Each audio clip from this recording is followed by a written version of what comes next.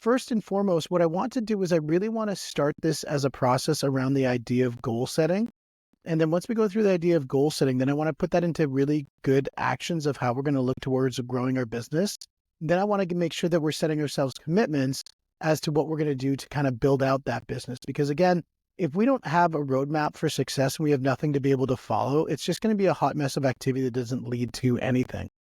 And, as many of you know, I really love Brazilian Jiu-Jitsu. I love MMA. I love fighting. I think fighting is a beautiful thing. Uh, in the ring, of course, not out in the streets.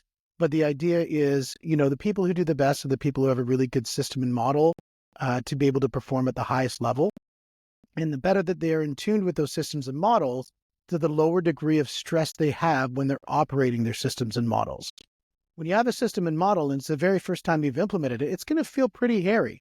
It's going to feel very difficult. It's going to feel clunky. You're going to feel weird doing it. The 100th time you do it or the 1,000th time you do it, it's just going to be a walk in the park. Think about it. When you're walking from one side of the room to the other, unless there's some major obstacles in the way that you got to climb over or navigate or pencils on the floor or whatever, for us in our house, it might be Lego. You've got to navigate those things and it becomes a little bit more difficult. But if there's none of those stuff in the way, it becomes pretty routine to be able to go from point A to point B. What we want for everybody here on the call today is to have that roadmap, that plan, so that you can get into action to follow that plan. While the first time that you do it, it's going to be very difficult.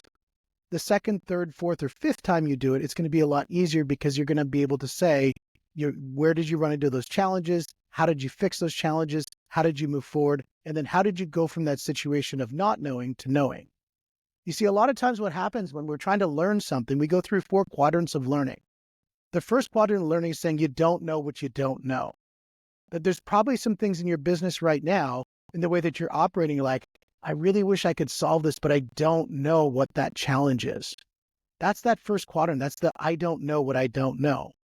Then there's the moment where you get into saying that I do know what I don't know. And so now you're into the identification of a problem. That's probably one of the most important quadrants because this is where you're going to self-actualize that something actually needs to be solved. See, a lot of times what happens is we're operating, we don't even realize that we're having problems until it becomes too late. We're 1 month, 2 months, 3 months, 12 months into the game, and we're like, why aren't things working? It's because we really didn't hone in to really find those true problems. We look at the surface and we say at the surface level, we're like, well, we're doing the things, but we're not getting the results. And so the most important element of a learning process is right there, where we start to realize and understand the things that we don't know that we need to start to learn. Then we get into the problem solving element, which we get into the next quadrant, which is where we actually are in conscious knowledge, where every time we do something, it feels uncomfortable. We're kind of clumsy of like, I don't know how I do this. I'm going to start to try to do this. And we start getting into the rhythm of doing things. Then we get into that fourth quadrant, which is the unconscious knowledge, where again, just like walking across the floor, we know exactly with what we're doing at every step of the way. That also can be a very dangerous moment. And I can speak from experience as a principal broker. There's many times that we have agents that are working on files and they're just working along as if everything's going hunky-dory. And then all of a sudden something comes out of left field and you get sideswiped by something. And that's going to happen. And that usually happens in the unconscious knowledge when you're just like, hey man, I've done this 1,000 times. It's just a mortgage app. And then suddenly a document comes in that maybe isn't correct. Or maybe a lender decides to turn down on the last day. Or maybe a client doesn't show up for a signing appointment where you're like, why you're not here? And all of a sudden, another bank comes out with a 0.5 basis points lower.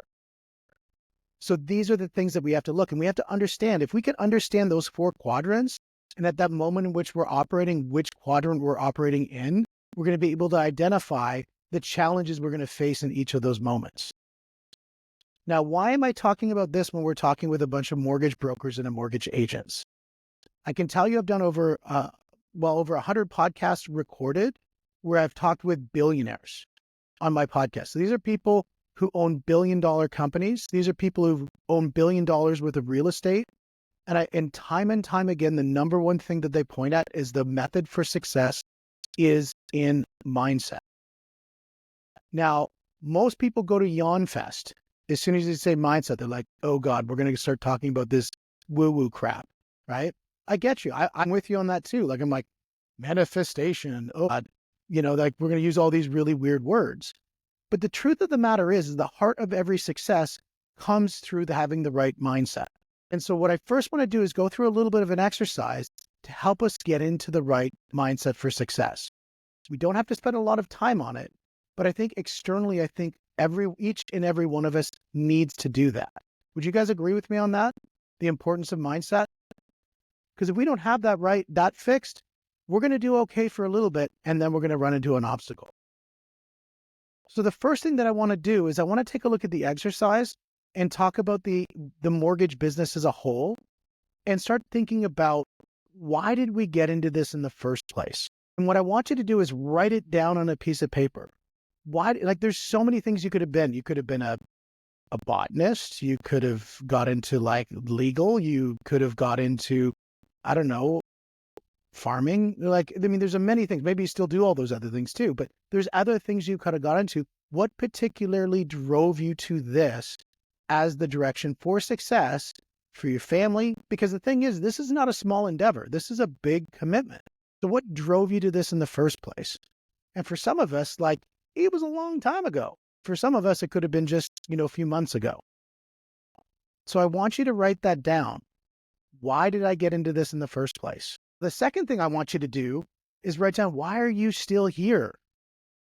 Other than Janine is such a fun person to hang out with, or man, I love talking to Alex. She's awesome. Or, any of these different things, whatever it is, why are you still here? What keeps you showing up every day? The last thing that we're going to do is we're going to look at what is our big why. This is going to be the thing that supersedes both of those. Why did you show up? Why are you still here? And what is your big why? What is your main purpose in life, in business, in anything, period? Could be family. This could be impact. This could be, I want a Ferrari. I don't care what it is. It has to be something that speaks to you. That if you put it on a board right behind your desk and you could look at it and see it every single day, that would speak to you every single day as your mission as to why you're doing what you're doing. What is your big why? Question, are all of these things congruent? Each of these moments exist in congruency. In other words, the reason why you started, does that support your big why? The reason why you're still here, does that support your big why? If the answer is the case, give me a thumbs up. Yeah, we got some somewhat, and then some, yeah. And we got some just looking at me, which is cool too. Okay? But that's really important. We first need to work at that level. Because if those things cannot stay congruent, you're only going to do this for a certain period of time, and then you're going to be gone. And there's nothing wrong with being in it for sometimes it's in it for a reason, sometimes in it for a season. And there's nothing wrong with that. But just know that that's the case, that you're going to be here for a little bit, then gone for a long. Right? And if you know that, then you're going to, okay, my target is going to be a short-term target. But if you're in it for the long haul, and you're saying that this is something that I can see as really supporting my family, this is something I can really see as supporting the community that I support, the friends that I support, the network that I give back to by the work that I'm doing in this work, then it's okay, now that's what the long game looks like. Now, my belief is the mortgage game is a long game. It is not a short game. This is not something where we go in and we're going to, if I wanted a short game, I'd probably just go to the mall and sell cell phones. Right? That's the short game. You could go to the mall, crack at a bunch of cell phone sales, and we're good. We're ready to rock and roll. Right? Go door to door, sell vacuums. Something that is instant and transactional is the easiest way to make short money. To have that long sustained business, a book of business and a value, that's what the mortgage business is about. Because you're going to build relationships that are going to last throughout the entire of your business. If I point at Janine, and I talk about some of the relationships that she's built, some of those relationships, Janine, these are relationships that transcend business. Would you agree? These are relationships that are not short-term things, correct? The answers are. And so the first time I've ever heard Janine not say more than one word. Yeah. Yeah. And the thing is with relationships that we build, we're going to build one-to-many relationships like referral partners, and we're going to build one-to-one relationships with our end borrowers. and one-to-one-to-many relationships with and borrowers when they refer us to their friends. And so the whole idea is we're going to build up this whole network of people that we know that we're going to continue to do business with, because most mortgages are not paid off in their first cycle. Would you guys agree with that? Like when you take a mortgage, it's typically for 20 years. That means in 20 years, it's going to renew 5 times. So you have a client for 5 times to get that business again. Now, typically, and Renato, you can speak to this, most people break the mortgage in 3 to 5 years when they're looking at moving, correct? Yeah, 100%. They're always moving. And so in Canada, we move a little bit. We don't move far, which is actually interesting when you compare to the United States. United States, they'll live in Texas and then move to Florida. In Canada, we'll move from, First Street to Third Street, but we're still going to be moving around, right? And so that definitely does happen because things change in people's lives. Divorces happen. More kids happen. Hopefully not more kids than divorces, but we're going to say, more kids happen. Needs happen. People need an upside, need a downside, need a side. People get a job transfer that happens. And so the better that you can get to know people, the better you can understand and start to predict when these things are going to happen. So now if we're looking at those big whys and we're saying, okay, we know that our why of why we got in here, we understand that. We know why are we still here, we understand that. We know both of those support our big why. How do we translate that into the market? So the first thing what I want you to do is start to write down this is going to be an exercise in writing down who you are. The next thing is for the market to know to do business with you, because doing business with Janine is going to be very different than doing business with Amanda. Would you guys agree with that? 100%. We're all different people. So to speak to the market, they're not doing business with First National. They're not doing business with Scotiabank. They're not doing business with RMG. They're doing business with who? You guys. That's right. So this next exercise, I want you to write down who you are. Because you all have stories. You all have things about yourselves. So are you a mother? Are you a father? Are you a coach? Are you a realtor? Right? Are you a financial planner? Were you a paramedic? All the things that make up who you are, I want you to start writing those things down. Because as you start to realize who you are, these are the mechanisms that you're going to use to connect with people. Because I can tell you when I went to Woodstock, or I think it was Ingersoll actually, when I went to Ingersoll with Amanda, I could be like, yo, I'm baller. I've been in this industry for like 10 years, right? I didn't say balder, I said baller. And they didn't care because Amanda's local. So I'm from Woodstock. I am local. I want you to start writing those things down. I want you to write as many things down as possible. I love soccer. I'm a big UFC fan. I'm really close to my mom. Love playing board games. As you start writing these things down, think about as you connect with people. Do you find that more of these congruencies sometimes make it easier to connect with people? If you're talking to somebody who's in the education system and you work in the education system, does that make it easier to connect with somebody? Of course.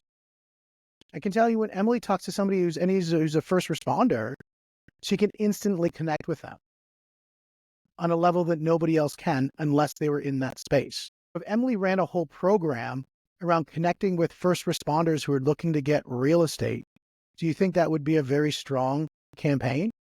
Now, she might not want to do that because maybe it speaks too close.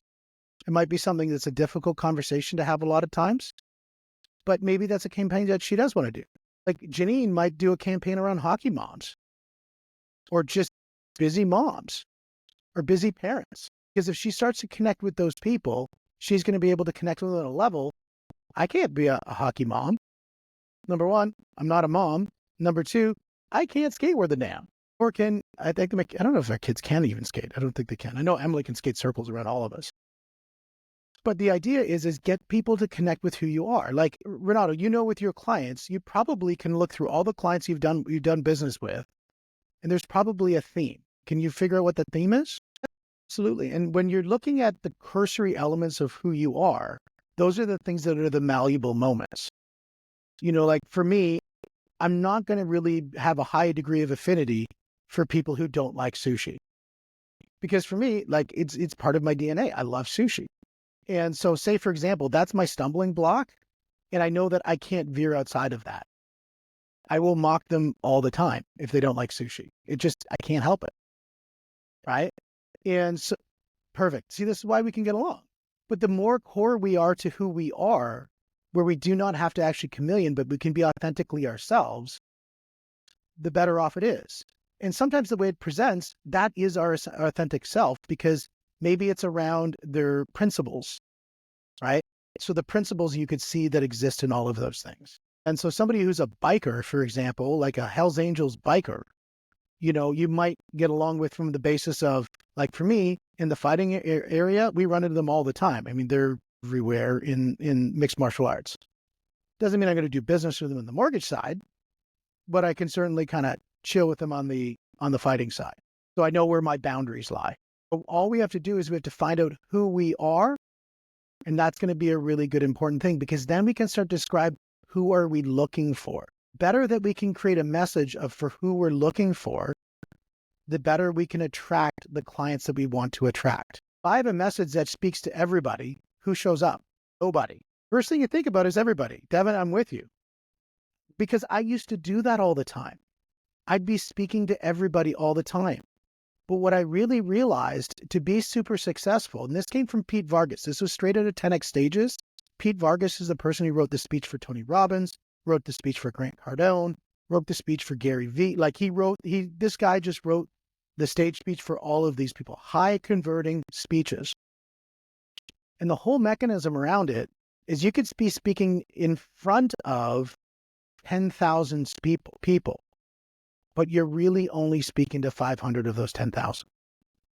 You could be speaking to 100 people, but you're really only speaking to 2 of them. And the reason being is the more that you can target and speak to somebody, to them, to they themselves, to that person right in front of you, that's going to address their problems, that's going to address their needs, that's going to address their challenges that they're facing right now, that they need solved today. The more that you can make that message clear, the more actionable it's going to be. But if I tell you, Dean, I think you should go do some stuff that's going to be really valuable today. Go get them. Does that feel super impactful? Oh, it's right. Exactly. And rightfully so. So you should say, shut up, Steve.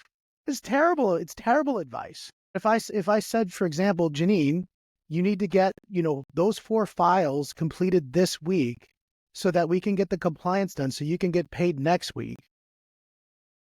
It's pretty concise. Now, most of you are like, I don't have those 4 files, but Janine does. So even though I'm speaking to an audience of many, my message is for an audience of 1. How many times when we're doing our marketing right now, are we trying to speak to an audience of many? Think about when you're actioning on anything that you receive, how many times is it when it's going to the carte blanche, we don't do anything with it? It's like, yeah, that's interesting. And you know why? Because there's so much noise. Like your competition, guys, right now, your competition isn't other mortgage brokers. Your competition isn't bankers. Your competition isn't credit unions. Your competition is Donald Trump. Your competition is Ukraine, the Kardashians, Mike Tyson. This is your competition. It's all the noise that exists outside, all this activity that happens that can pull people away from making a decision. Because your number one competition right now is people not doing something. Would you agree with that? Like when somebody's looking at buying a house, it's not a matter of whether they're going to use you as the mortgage broker. It's just whether they're going to make a decision, period. Especially right now, because everybody's sort of, I don't know what's going to happen going forward. The idea is first of all, your number one competition is doing nothing. Then even around that is just getting attention. Take this down. This is one of the most important things is money follows attention. You need to get attention. Now, this is counter to everything that we learn as kids.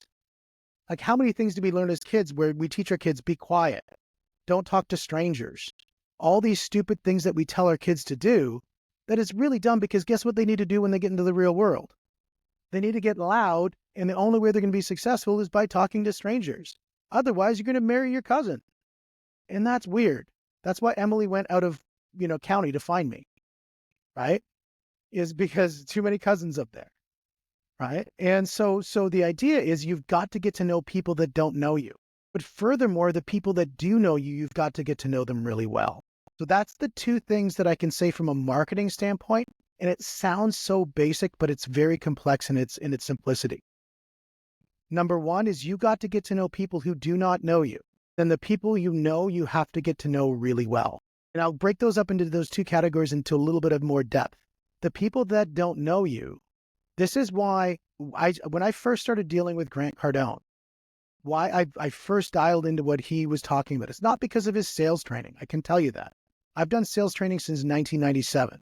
His sales training, the only magic that I find in his sales training, is his simplicity of it. It's not complicated. He doesn't do neural linguistics and all this other crap that's like trying to bamboozle people. He's like, look, if you can write your sales process down, that your clients could read it, that's a good sales process. If you could not show what your sales training is to your clients, then you're bamboozling your clients. That's why I like Grant Cardone, because it's authentically true that way. He's not about lying to people. He's like, look, this is what I train my salespeople. So you can see what they're doing. They don't follow it, tell me. That's why for us, we want to have a very transparent process in everything that we're doing in the mortgage business. Some things that are going to be very exciting coming out that we're rolling out right now. But the idea is marketing is senior to sales. That's the number one thing that I learned from Grant. I didn't learn about the sales side of things. I more learned about the marketing side of things. And this is something that for you guys really needs to dial in. Because if you can reach more people through social media today than I could reach when I first started in this business, you have a higher degree of success than I did when I first started. You have to remember, when I first started in 2014, when I first started into real estate, now, Renato, you got your license when again in real estate? Boom, there we go. So we know what it's like back then, where you had to take the carbon copy, press really hard so it gets all the way through, and you couldn't read because of all the scribbles on it. You had to drive out and get signatures and all that other jazz. Yeah, it's really hard, right? And so we went through that, and then we get into now where everything's DocuSigned, and to try to reach people, like everybody do Zooms like what we're doing right now. You used to have to go pick up the book, that book that showed you all the new listings that were coming out. Right? I mean, this is how it used to be. Where it is today, we have the best degree and the best chance of speed. But what we need is attention. We need speed in getting attention. So my suggestion is use all the tool sets available to you to get attention. Now, one of the things I want to be very clear about our brokerage is we follow a Keller Williams model. Is everybody familiar with Keller Williams? So they have a term that's called a broker first or an agent first model. So an agent first model is very different than a brokerage first model.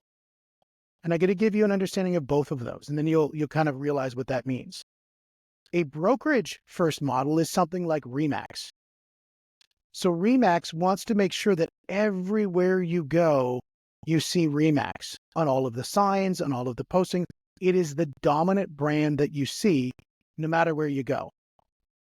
That is a brokerage first model or a franchise first model, because it puts them in the driver's seat.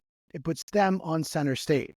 Agent first model puts the agent on front stage. Now, why is this important, and why did I select this as a model? Well, as a brokerage first model, what this means is that when people think about the business, they think about us first, the brokerage. So who are they going to try to reach out to? Us. I don't want them reaching out to us. I want them reaching out to you guys. I want your brand to be the authority. A great person who's done this is Janine. And I keep on picking on Janine because, I have to. And so is the idea, what she's done is a really great job of building out her personal identity around herself. Who is Janine? You go to her Instagram, you can see everything. You can see the stuff that she's doing with her family. You can see the stuff that she's promoting with the mortgage business. You can see the stuff that she's creating in community activity. So it is all about Janine. And that is so critically important because we want this business to be about you guys. Like if you look at RMA, if anybody goes to RMA, which is one of the largest originating networks, there's MCC and RMA is who we were with until we got bought by MCC. But if you go to RMA's Instagram page, there's nothing. Why? Because they run an agent first model.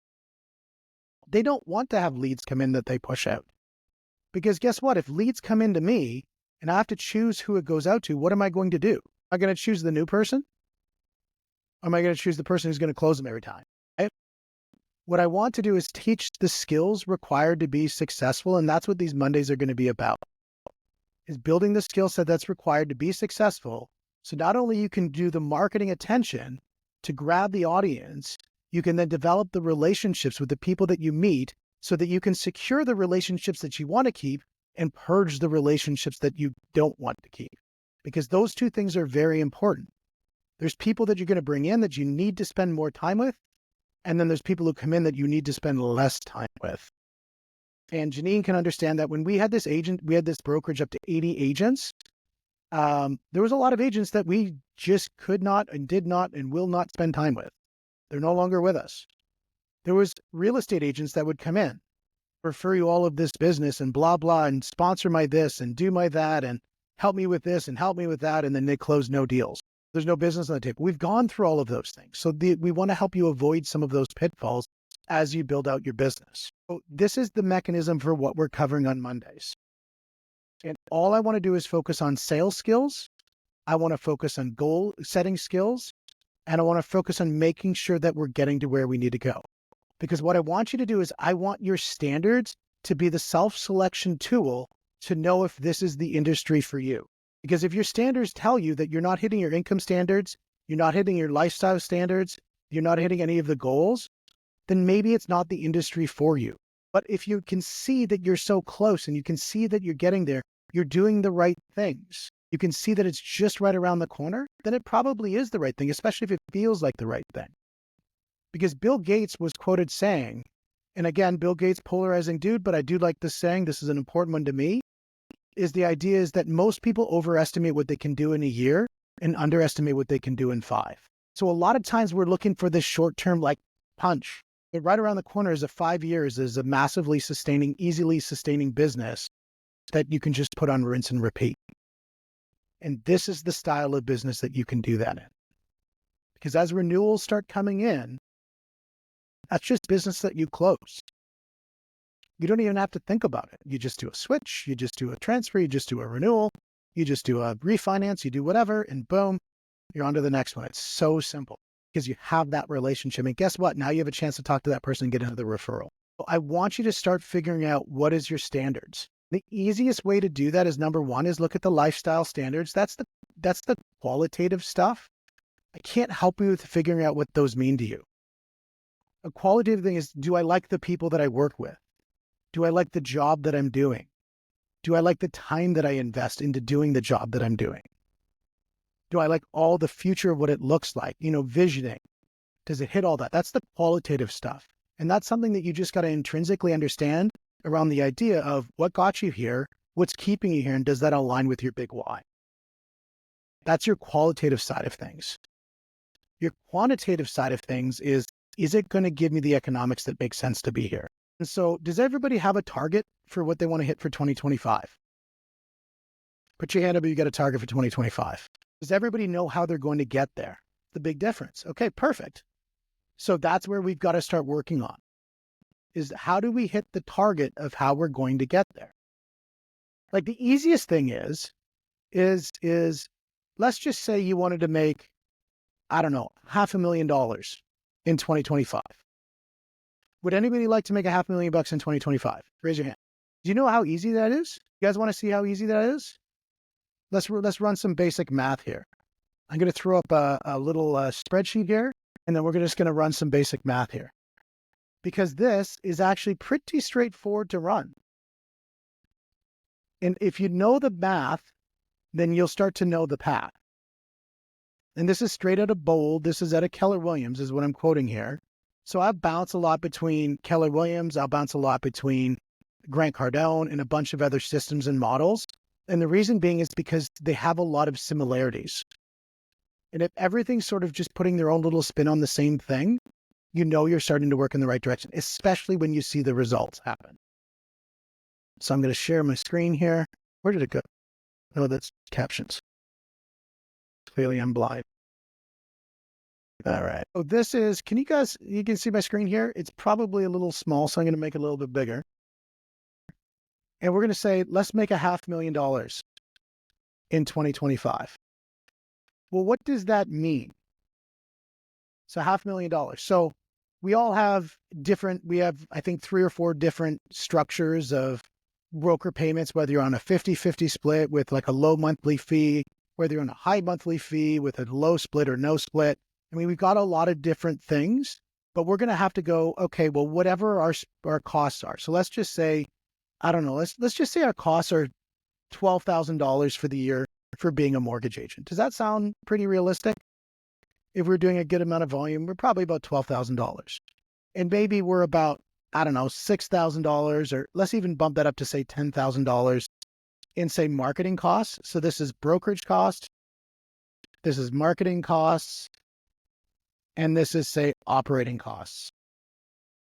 And operating costs would be like gas, phone, internet, whatever other, like Tim Hortons coffees. We go through a lot of, hey, Emily, do you want to hold up one of those little Starbucks cards?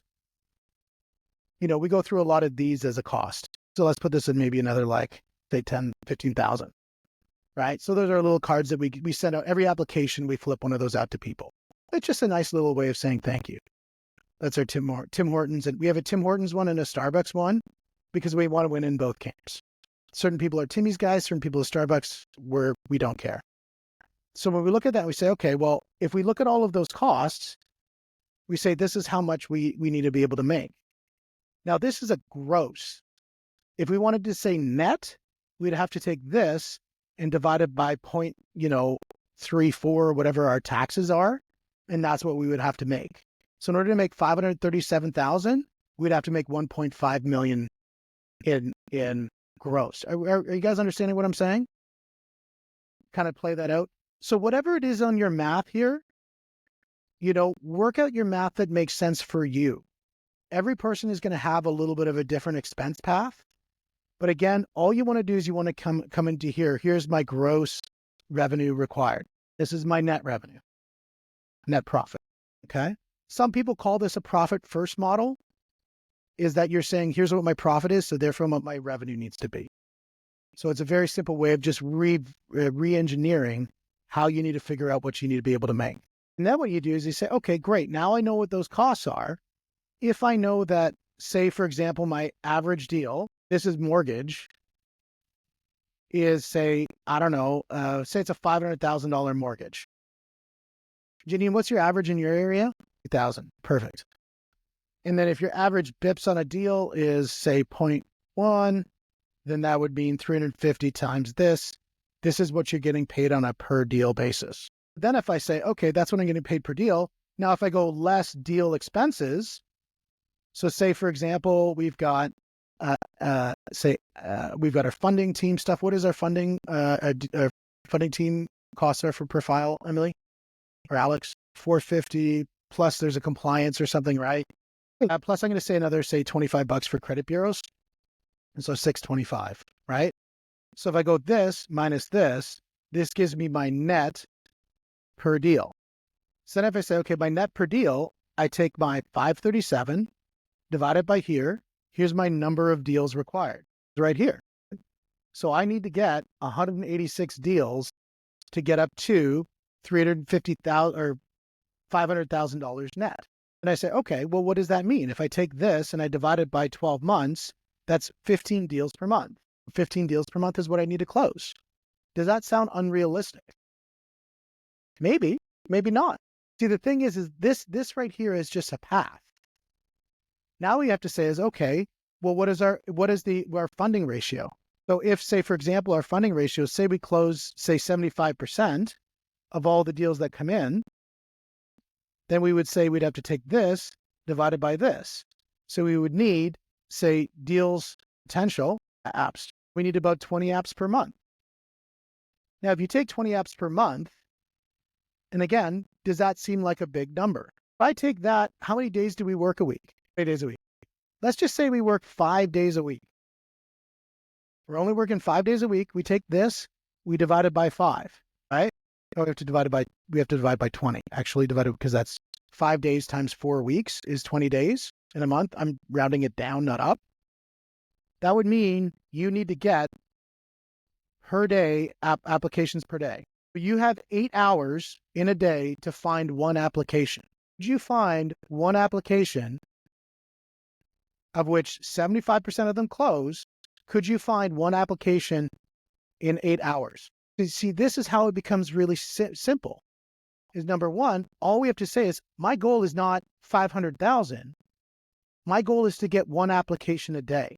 Now, if I hedge my bet, I'm going to take this and I'm going to multiply it by 2. Why? Because I like to be safe. So if my goal was to get 2 applications a day, come hell or high water, I'm calling my Aunt Ruth, I'm calling every realtor, I'm talking to the divorce lawyers, I'm talking to everybody, I'm talking to the credit unions, I'm talking to the bankers, I'm talking to my best friend, I'm talking to any and everybody. And I will not quit until I get 2 applications. That's the difference between somebody who hits $500,000 in 2025 and the person who kind of shows up every day. You can show up to all the training in the world. You can show up to all the stuff. You can read all the books, learn everything about AML. You can become the AML expert, but it's not going to pay you a damn thing. If you don't find 2 deals a day, you won't hit $500,000 next year. And how many people on this call would $500,000 next year make an impact? Would that make an impact for you? Let's just get committed, because I can tell you the difference between people who succeed. And I've dealt with salespeople in every single walk of life. I've dealt with people who sell mass spectrometers. I've trained people who've done that. People who've done payroll systems. I've trained those people. I've trained people who sell aeronautical equipment, sales reps. I've trained people who sell podcasting, who sell real estate, who sell mortgages. The differences between the person who's successful and the person who's not is their level of commitment. How committed are you? What committed means is that when you go and it's time to pick up this thing, this really heavy object that a lot of people don't know how to lift, except if it's calling their buddies or looking at doom scrolling. But this little heavy object, if you are committed, this will not stop you. This will enable you. This will not consume you. This you will create content with. This will become the things that will drive you forward. It's not going to hold you back. And it all comes down to your level of commitment. How committed are you? If you're kind of committed, cool. Then you're kind of going to hit maybe some results. If you are fully committed, you will fully hit results. And for some of you this year, you've had big targets at the beginning of this year, and you might not have hit those targets. For some of you, you had big targets this year, and you've hit those targets. For some of you, you had no targets, and all of a sudden you've been crushing mortgage business. So each person in my Hollywood Squares, because I have 9 people here, my Hollywood Squares, each person has had a little bit of a different outcome. The question is what is your outcome going to be for 2025? Because just because you did it last year doesn't mean you have to do it this year. It's because I did in 2022, and I might have my numbers wrong. In 2022, we'll say about 450,000 in real estate commissions. We'll look at that number. In 2023, I did 38,000 in real estate commissions. So I went from over nearly $500,000 to 38,000, which is Tim Hortons level income on my real estate side. Do you think I was committed to real estate?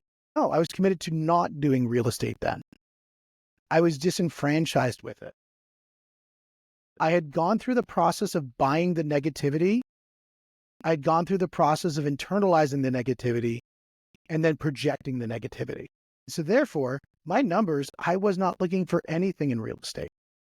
In fact, I wanted everything to not do with real estate. I hated it so much because I had some major personal issues that I had to fight with the way that the market shifted and how it impacted our family on some bad real estate decisions that we made. But what I didn't realize is those bad decisions didn't affect me as much as I thought they would. In fact, what might have been a big number to me at one period is actually a small number to me today. And so sometimes what happens is if you're having a problem today, and you're having a challenge today, the easiest way to solve that problem is look for bigger problems. And that's why I say when we're setting our goals, don't set realistic goals. Anybody who tells you to set realistic goals is telling you just to build out some tactics. They're saying, okay, if you know how to get there, that's a tactic. If you don't know how to get there, that's a goal. Do you think Elon Musk knew how to build a spaceship that would land itself the very first time he thought that that's an idea of what he wanted to do? No. In fact, he probably still doesn't know. He's got somebody else who did all the design. He didn't sit there on the drawing board and put it all together. He just brought in a good bunch of people who did the great work. But the idea is that goal needs to be something that is so big that it's motivating. Because if I told you like the same numbers that I just showed you right now for $100,000, would you be as motivated? Sort of. Like $100,000 is like the new minimum wage for like somebody who owns a house and has a family. Would you guys agree with that? Like just do a mortgage app. It's pretty easy to tell you what the new minimum wage is for a family. So why do we want to set, like every real estate agent, when they come into training, Renato, you can attest to this. So new agent, what would you like to make in your first year of real estate? What's the one number that they all say? Universal. $1,000. Why are they setting their bar so low? In my first year of real estate, I couldn't set my bar that low. I couldn't set it because we had just shut down a construction business.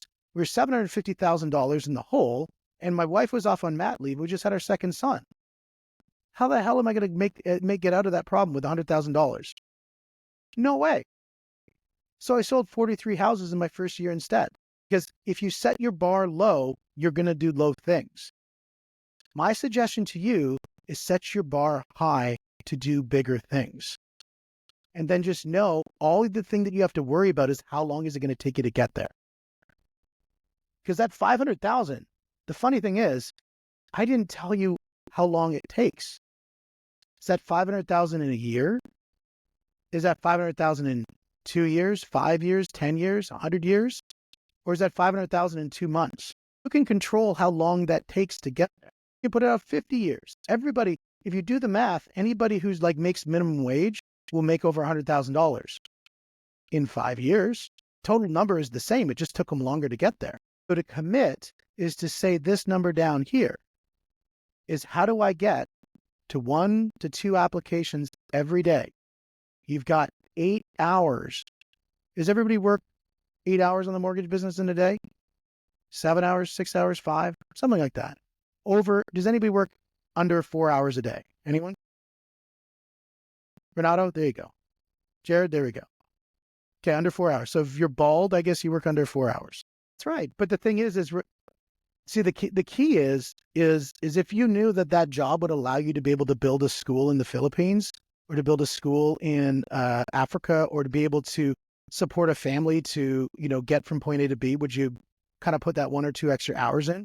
It's never about the money. It's always about the impact of the money that you get. You just haven't found something impactful enough that it's motivating you to do something to drive to a higher goal. Because if you knew that money was going to somewhere that was bigger and greater than you, you'd work 5 times as hard to get there. Because sitting around watching Kardashians rots our brain. There's no reason for us to be doing that. Humans were put on this world to work, and we find joy through meaningful work. Now, that might be just like Emily doing her pottery, or that might be me choking somebody in the gym, or that might be Renato polishing his head. It doesn't matter. We're all going to find something that's going to be meaningful work because it's the impact of the work that we do that's important. That's why with money, it's the impact of the money that we make is what's important. But to me, I look at that $500,000, that's 500 units of impact. Now, how do I want to spend that? And that's where you can take it and tie it to your big why.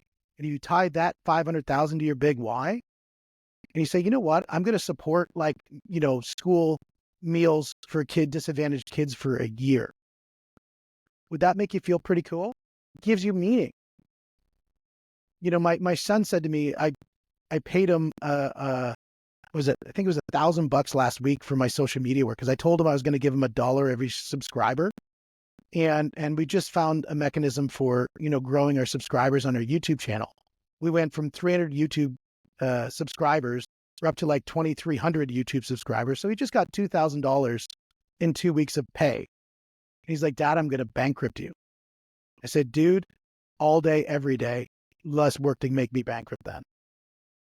Because I will give you everything because you're working hard for it, and I'll give you the world, dude. Plus I get a great tax write-off for it. So, it's a beautiful, beautiful structure. But the thing is for me, I'm working hard because I want him to make more than, probably I'd love him to make 50 grand this year, 60 grand this year. Imagine paying your 12-year-old kid 50 grand. It's pretty cool, right? My goal is not about me. It's about the impact that what I do. My goal with you guys is the impact that I can provide to you to help build your business. And one of the things that I want to leave you as a thought with, because I know we're running to the top of the hour, is the idea of this, is sometimes what we have to do, and I was saying this to Janine and to Alex and Emily this morning, is sometimes we have to go on this little bit of a journey. And that journey helps us to get better. I've spent so much time down with Keller Williams. I was in a small room with Gary Keller and Joe Williams. I was in a small room with Grant Cardone. I was in a small room with all those people to help me get better. Why? So I can perform better for you guys. What I'd like to do is I'd like for each of you to take this, and I'm going to send off a worksheet for you so that you'll have this. Would that be helpful for everybody if we have this as a little table? And what I want to do is over this week is really start to formulate things out. And I'm going to send you off another sheet that's going to help you take your why and formulate that all out together as well. So that as we get into next week, we can start to use that as a building block for our next elements of growth. And we're going to go from goals and visions in this woohoo kind of space into actions and tactics of what we're going to take to be able to grow. What I really want you to do, and write this down as your biggest takeaways. Number one, I want you to figure out your magic number, because that's the easiest thing for us to hit. I might put $500,000. You might put $1 million. You might put 100. You might put 30K. I don't care what number you put. I care that you put something that is going to be meaningful for you. If you're working on small things are going to happen. If you're working on big things will happen. So I want you to, number one, I want you to put that number down, because then we can start to tactically focus on exactly what you need to figure out as your metrics are for success. So that is the quantitative side of things. Qualitatively, I want you to work on your big why. And I want you to write that down. Because the thing is, you could tell me it right now, but there's sort of an off the cuff because you didn't think we're going to talk about your big why today. You probably thought we're going to talk about GDS and TDS, right? And so I want you to work on what your big why is over the week. Then I want you to work on who you are. In other words, the coach, the the mentor of like kids, the parent, the chef, like whatever it is who makes you up. I want you to start hitting all of those things. So as we go into the next one, we're going to be able to start to formulate out a plan that can help you build your personal brand. Because this brokerage is not about me. This brokerage is not about Emily. This brokerage is not about Real Approved. This brokerage is about you. Is an agent first brokerage.